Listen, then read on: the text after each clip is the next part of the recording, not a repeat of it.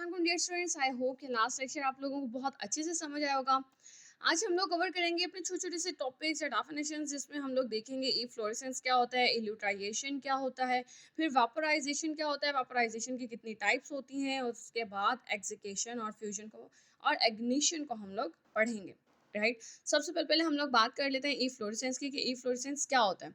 आप लोग कहते हो इफ्लोरेसेंस जो है किसी भी सॉल्ट मीन हाइड्रेटेड सॉल्ट, यानी कि जो अपने अंदर पानी का मॉलिक्यूल रखता हो, ठीक है। अगर ऐसे सॉल्ट को अगर हम लोग हवा में रख देंगे तो अपने पानी के मॉलिक्यूल को वो ज़ाया कर दे। This process will be called as efflorescence. यानी कि स्पॉन्टेनियस सडन, यानी कि अचानक से लॉस ऑफ वाटर हो जाए या वाटर मॉलिक्यूल हो जाए बाय हाइड्रेटेड सॉल्ट, ऐसे सॉल्ट में से जो कि अपने अंदर पानी का मॉलिक्यूल रखता हो, ठीक है। हाइड्रेटेड यानी कि पानी का मॉलिक्यूल रखता हो, इज कॉल्ड एज इफ्लोरेसेंस।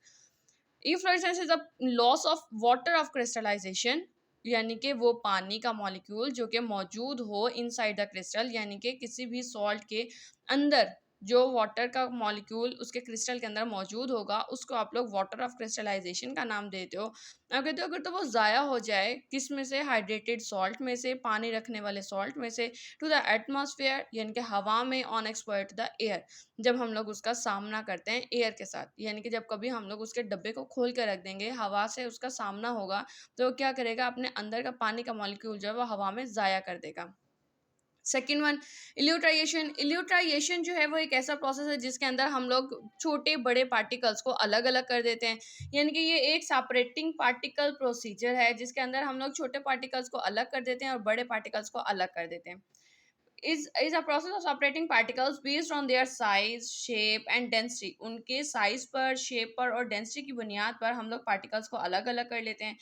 कैसे? By using a stream of gas और liquid flowing in a direction usually opposite to the direction of sedimentation. इनके इस्तेमाल करके मीन एक लहर किसकी, हवा की, गैस की या फिर लिक्विड की, जो कि बह रही है इन अ डायरेक्शन सिम्त में, यूजुअली ऑपोजिट, जो कि अमूमन मीन मुखालिफ सिम्त में होगी, किसके, सेडिमेंटेशन के। जिस सिम्त में सेडिमेंटेशन हो रही है उसके ऑपोजिट सिम्त में आप लोग हवा की या फिर गैस की लहर को आप लोग छोड़ते हो। आप लोग कहते हो सेडिमेंटेशन क्या होता है। सेडिमेंटेशन यानी कि पार्टिकल्स का नीचे बैठ जाना, ठीक है। लाइक नीचे बैठ जाना, आप पानी के अंदर बड़े बड़े पार्टिकल्स डालते हो तो वो अगर नीचे बैठ जाएंगे then it will be called as sedimentation. या फिर आप लोग बात करते हो लाइक सस्पेंशन की।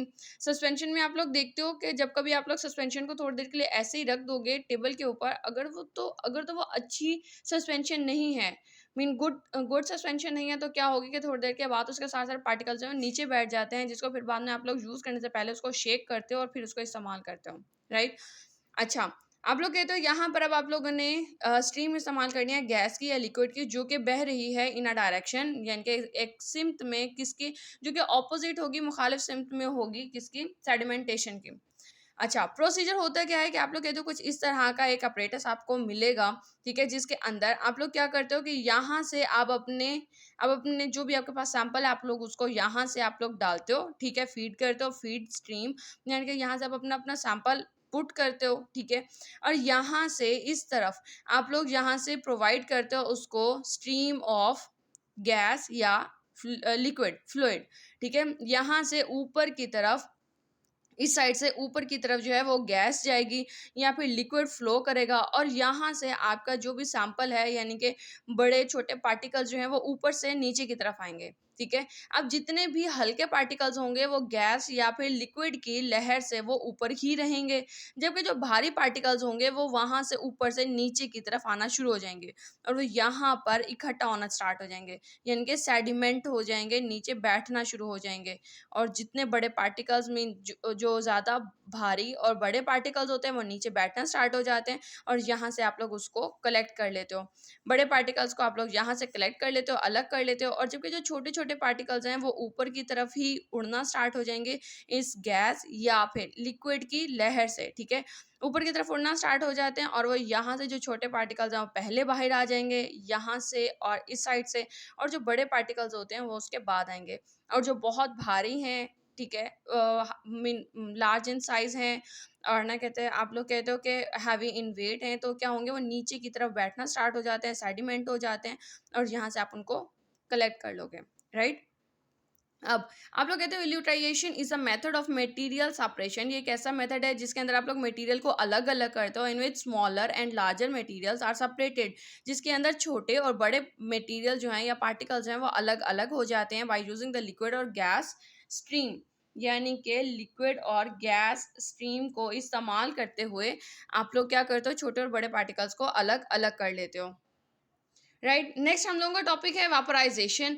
वापराइजेशन यानी कि बुखारात बनने का अमल, ठीक है, बुखारात बनकर उड़ जाने का अमल। आप लोगों को आइडिया है कि हम लोग मोस्टली जो इस्तेमाल करते हैं वो कैसे, हमारे पास कॉमन एग्जांपल है कि आप लोग पानी को मीन सर्दियों में लाइक आप लोग नहाने के लिए पानी गर्म करते हो, तो उस टाइम पे क्या होता है, पानी को बॉईल करते हो आप लोग, क्या होगा उस टाइम पे कि वो आप लोग उस टाइम पे मीन गौर करके आप लोग देख सकते हो कि पानी के मॉलिक्यूल्स जो हैं वो एक खास टेम्परेचर के बाद हवा में उड़ना स्टार्ट हो जाते हैं, यानी कि बुखारात बनकर उड़ना स्टार्ट हो जाते हैं।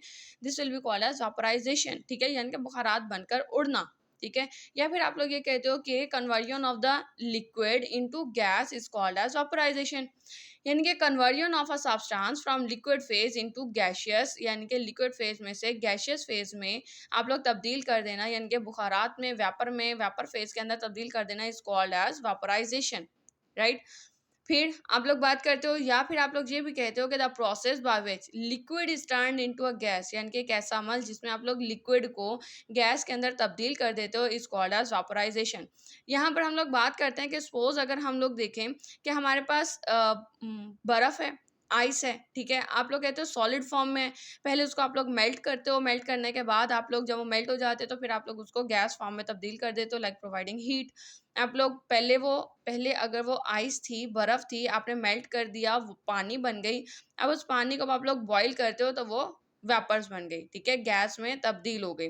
राइट, अगर आप लोग कहते हो सिर्फ लिक्विड से गैस में तब्दील हो जाना तो वेपराइजेशन कहलाता है।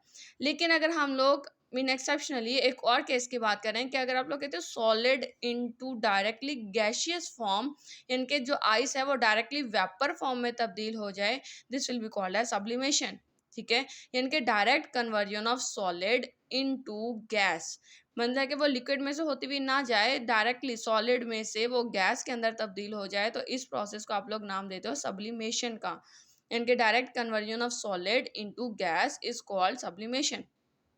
राइट, इसको आप लोग सब्लिमेशन कहते हो। वैसे नॉर्मली यानी कि conversion of the substance from liquid phase, यानी कि आपके सब्सटेंस का तब्दील हो जाना लिक्विड फेज से गैसियस फेज के अंदर इज कॉल्ड एज वापराइजेशन। अब हम लोग इसकी टाइप्स की बात करें तो आप लोग कहते हो दो तरह की टाइप्स होती हैं। There are two types of vaporisation, number one evaporation आ जाता है, सब नंबर सेकंड इज बॉइलिंग आ जाती है। एवापोरेशन और बॉइलिंग के अंदर क्या फ़र्क होता है, आप लोग कहते हो इवेपोरेशन क्या है, ये एक वेपोराइजेशन की एक ऐसी किस्म है जिसके अंदर जो मॉलिक्यूल्स हैं वो सरफेस पे से ही सिर्फ बुखारात बनकर उड़ते हैं, ठीक है। दो कंडीशंस हो जाएंगी इसके अंदर। आप लोग बात करते हो नंबर वन कि एक तो सरफेस मॉलिक्यूल्स ही सिर्फ वेपर बनकर बुखारात बनकर ऊपर उड़ जाएंगे।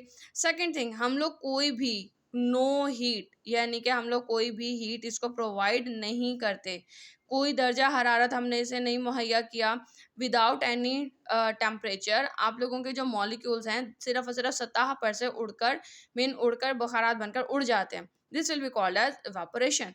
एज फॉर एग्जाम्पल आप लोग देखते हो साहिल समंदर पर आप लोगों के जो पानी के मॉलिक्यूल्स हैं वो क्या होते हैं, वो बुखारात बनकर उड़ जाते हैं, ठीक है। आप लोग कहते हो बुखारात बनकर वो उड़ना स्टार्ट हो जाते हैं और वहाँ पे फिर सॉल्ट बाकी रह जाता है। वो क्या होगा कि वो भी सिर्फ सरफेस के ऊपर से, यानी कि सरफेस मॉलिक्यूल्स जो होंगे सिर्फ वही बुखारात बनकर उड़ते हैं। या फिर आप लोग बात कर लेते हो पेट्रोल की, ठीक है, पेट्रोल की बात करते हो, या फिर आप लोग सेपरेट की बात करते हो, एथेनॉल की बात करते हो, ये सारे के सारे वो लिक्विड्स हैं जो कि खुद ब खुद मतलब कि एवापोरेट होना स्टार्ट हो जाते हैं, वापराइजेशन होते हैं इनकी विदाउट एनी टेम्परेचर, यानी कि हम लोग उसको कोई दर्जा हरारत नहीं देते। अगर आप लोग उसको सिर्फ और सिर्फ उसका हवा में रख देते हो, लाइक पेट्रोल को अगर आप लोग हवा में रख दोगे किसी बर्तन में डालकर, तो वो खुद ब खुद ही एवापोरेट होकर उड़ना स्टार्ट हो जाएगा विदाउट प्रोवाइडिंग एनी टेम्परेचर।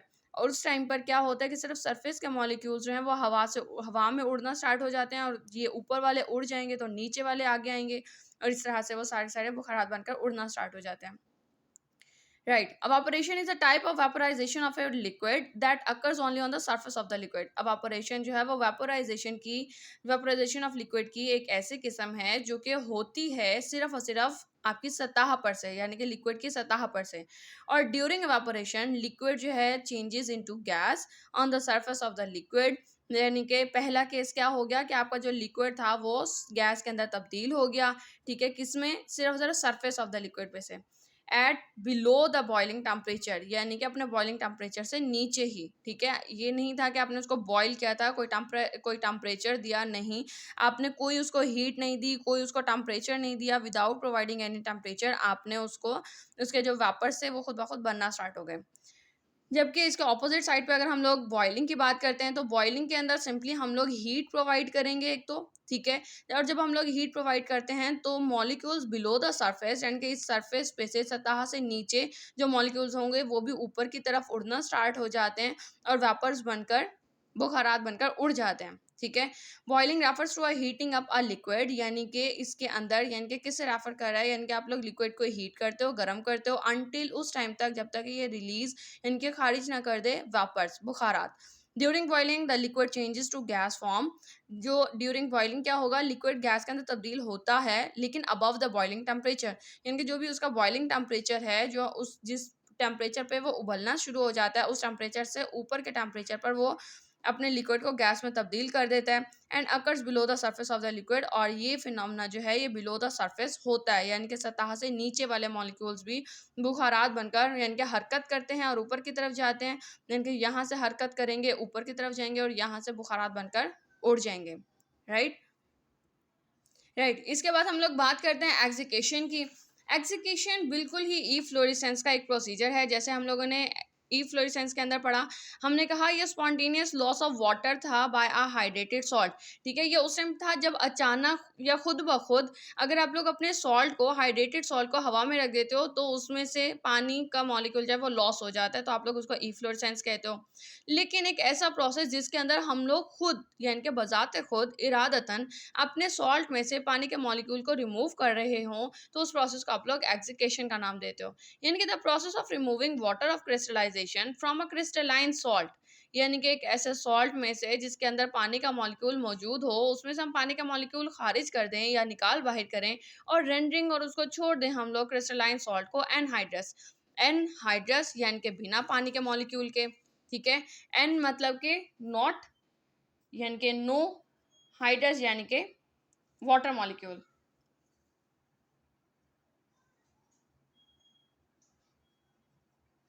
आप लोग कहते हो हाइड्रस क्रिस्टलाइन सॉल्ट, यानी कि हैविंग वाटर मॉलिक्यूल। अगर आप लोग हाइड्रस क्रिस्टलाइन सॉल्ट में से पानी के मॉलिक्यूल को रिमूव कर देते हो और उसको एनहाइड्रस बना देते हो, एनहाइड्रस क्रिस्टलाइन सॉल्ट बना देते हो, यानी कि जिसके अंदर कोई पानी का मॉलिक्यूल नहीं होगा, खुद आप लोग बजाते खुद ये काम कर रहे हो, तो आप लोग इसको कहते हो एग्जीक्यूशन।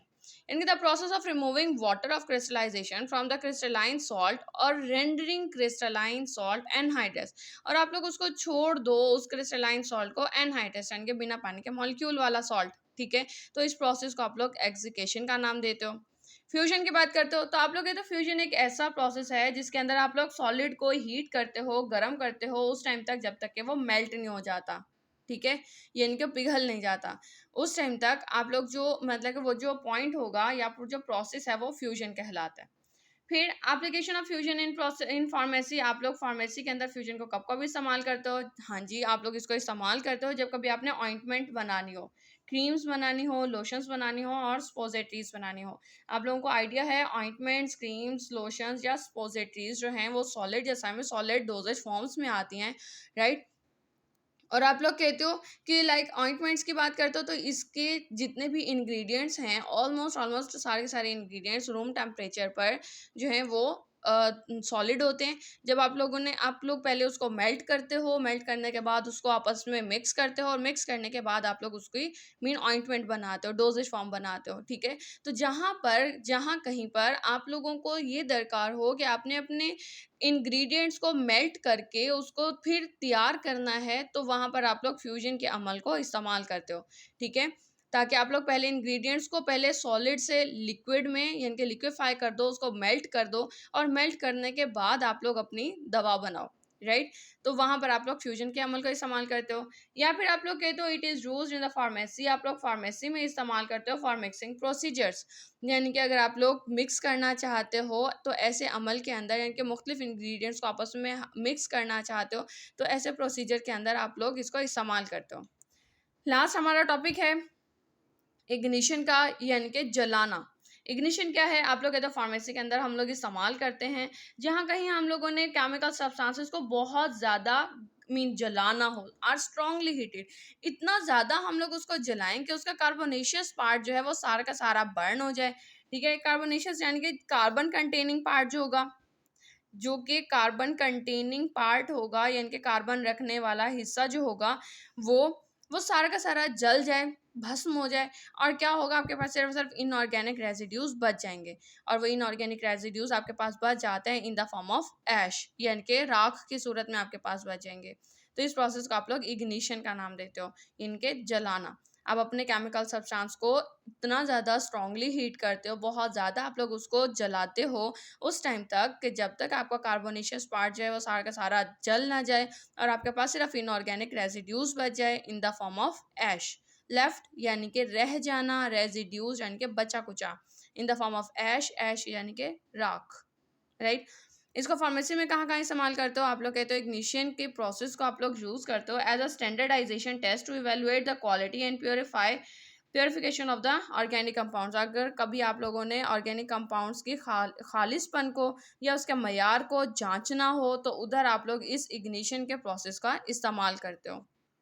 सेकेंड थिंग, आप लोग इसको इस्तेमाल करते हो use in the sterilization process, यानी कि जब कभी आप लोगों ने मतलब अपने किसी भी चीज़ को, इंस्ट्रूमेंट्स को, किसी भी चीज़ को अगर आप लोगों ने जरासीम से पाक करना है तब आप लोग इसको इस्तेमाल करोगे। And it can also be used to separate inorganic substances. अगर आप लोगों ने इनऑर्गेनिक सब्सटेंसेस को अलग करना है तो आप लोग ऐसा करते हो कि अपने मटेरियल को, केमिकल सब्सटेंस को इतना जलाते हो कि उसका कार्बोनेशियस पार्ट जल जाता है और आपके पास सिर्फ सिर्फ इनऑर्गेनिक सब्सटेंस बच जाता है, यानी कि वो सेपरेट अलग हो जाता है, राइट। आई होप कि आज का लेक्चर आप लोगों को समझ आया होगा। अगर आप लोग को समझ आया है तो आप लोग लाइक कर दें इस वीडियो को, और अगर आपको कोई भी क्वेश्चन हो इस लेक्चर में तो आप लोग मुझसे कमेंट सेक्शन में क्वेश्चन कर सकते हैं। Thank you so much.